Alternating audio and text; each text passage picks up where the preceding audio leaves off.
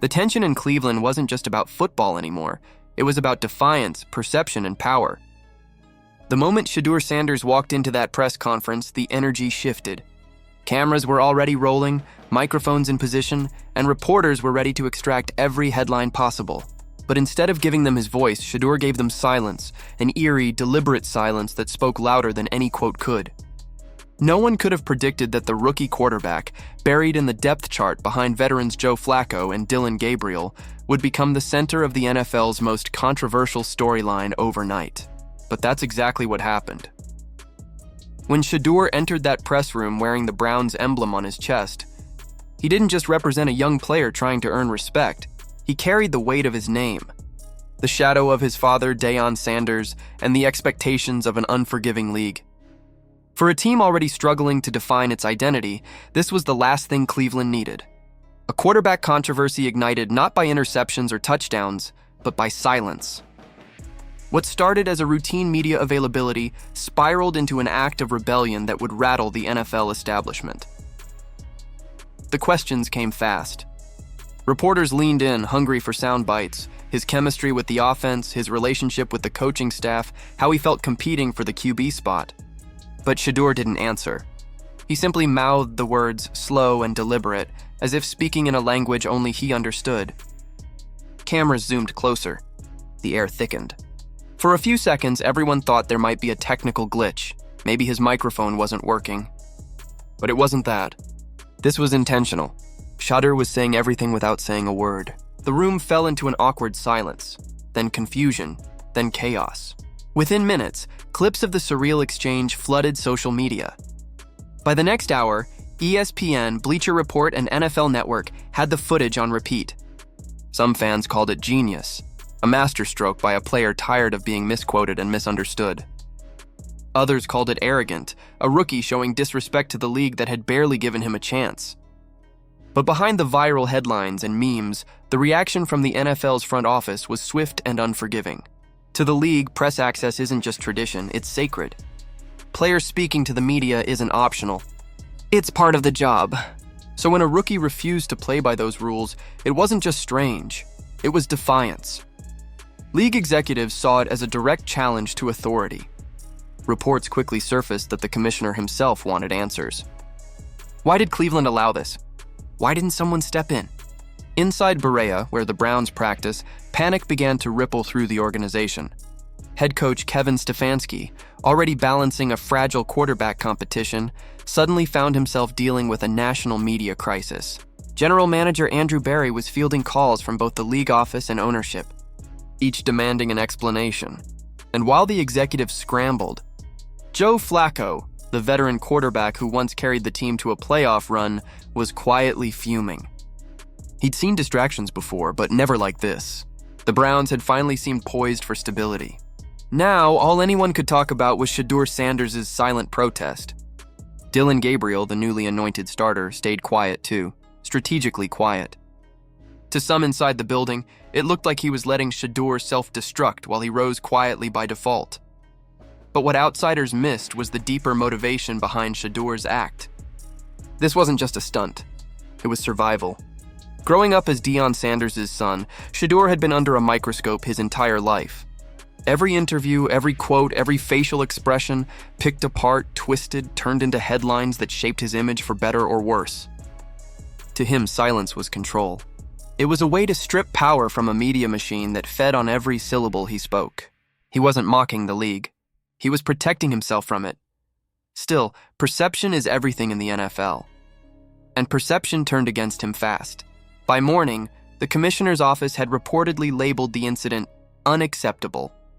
Rumors of a fine swirled, though no official statement came. The Browns' internal pressure cooker grew hotter. Stefanski reportedly told his coaching staff that practices needed to be distraction-free, but that was impossible now. Every throw, every sideline interaction, every glance between quarterbacks was being filmed and dissected. Then came practice the next day. Shedeur walked onto the field wearing his headphones, eyes straight ahead, his demeanor calm, almost too calm. To some teammates, it looked like quiet confidence. To others, arrogance. Reps were quietly adjusted. Dylan Gabriel got more time with the first team. Flacco took the veteran reps. Shedeur was left working with the backups. On paper, it looked like a standard rotation, but inside the building, everyone knew what it really meant. It was punishment, subtle but sharp. Yet even under that shadow, Shadur's talent still flashed. During one 2-minute drill, he fired a 30-yard strike through tight coverage, so clean, so precise, that even defenders couldn't hide their respect. Teammates patted him on the shoulder afterward, a silent show of solidarity. In that moment, it didn't matter what the headline said. On the field, he was earning respect the only way that mattered, by making plays. The chaos didn't just live online, it bled into the locker room. Some Browns players quietly backed Shedeur, saying his defiance showed backbone in a league that often demands blind obedience. Others sided with Gabriel, seeing him as the company man who just wanted to play football. Even Flacco's camp began whispering frustrations, questioning if the team's leadership had lost control. What began as a press conference moment now threatened to divide an entire locker room. For Cleveland's front office, it was a nightmare. The team had spent years trying to rebuild a stable image after years of dysfunction, and now one rookie's silence had reignited the same old Browns narrative. National pundits framed it as a sign of chaos. Local media speculated that Stefanski might not survive another season if he couldn't control his quarterbacks. And somewhere in the middle of it all was Shedeur, the rookie who'd said nothing but somehow said everything. As the days passed, reports surfaced that the commissioner's office had warned Cleveland privately to rein in its players. A diplomatic way of saying, fix this or we will. Behind closed doors, ownership reportedly demanded answers. Jimmy Haslam, known for his short fuse, wasn't happy with the headlines dragging his team into controversy yet again. Stefanski, already feeling the pressure, doubled down on team discipline. But discipline can't fix division. Once cracks appear in a locker room, they spread like wildfire, and it wasn't just inside the team anymore. Cleveland fans themselves were at war. Talk radio hosts argued for hours about whether Shedur's actions were brave or foolish. Some fans bought his jersey out of solidarity.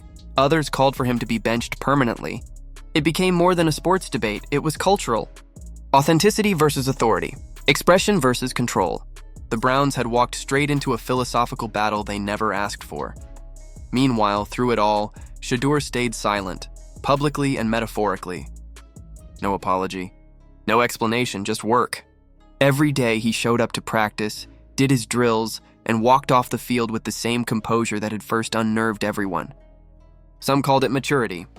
Others called it stubbornness. But either way, it kept the story alive. Every move he made was another headline. Every throw, another statement. Inside the NFL, one truth has always stood firm. The league doesn't like rebellion.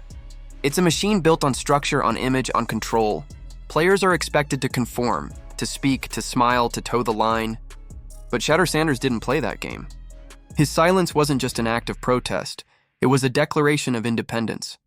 And in doing so, he forced everyone, from teammates to executives to fans, to pick a side.